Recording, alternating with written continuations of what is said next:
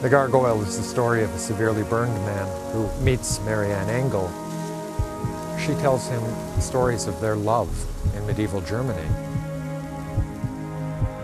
She was a nun and he was a mercenary. This can't possibly be true. How could they have had a love 700 years ago? But the way she tells it is extremely convincing. He starts to doubt his own doubt and wonder if she is telling him the truth.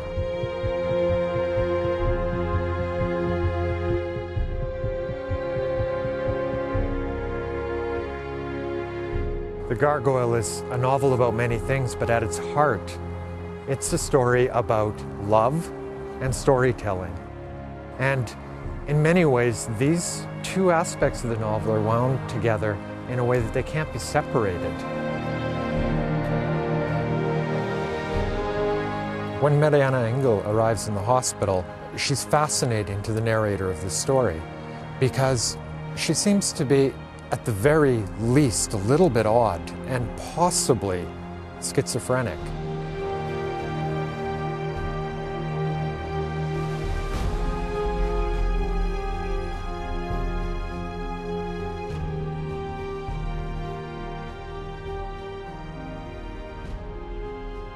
She has come from the psychiatric ward of the hospital, and the story that she tells, the way that she introduces herself, the first words that she speaks to our narrator are, "You have been burned again." Again.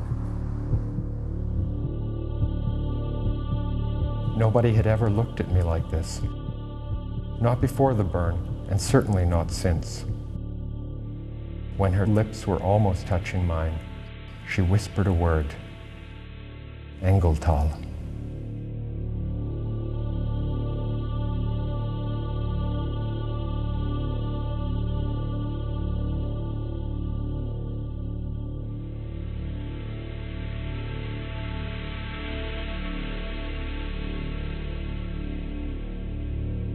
All the way around are these ridges and the forest, which is where Marianne Engel was playing as a child outside of Father Zunder's house.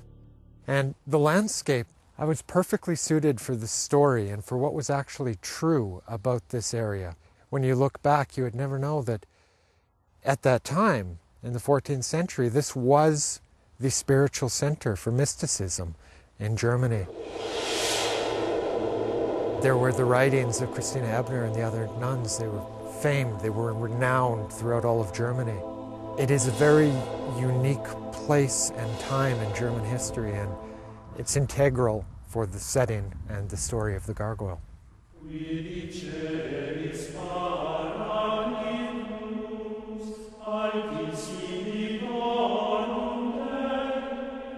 At the beginning of the book, the narrator is damaged in many ways. Psychologically, emotionally, spiritually, and physically. And he's without the will to live.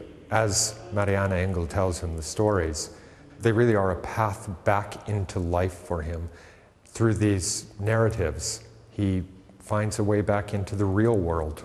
But as he finds a way into her spiritual world, as it is, or her world of love that's found in these stories, that ties into this physical world in which we live and draws him back into it. It's an interesting parallel, and they don't exist without each other in this novel.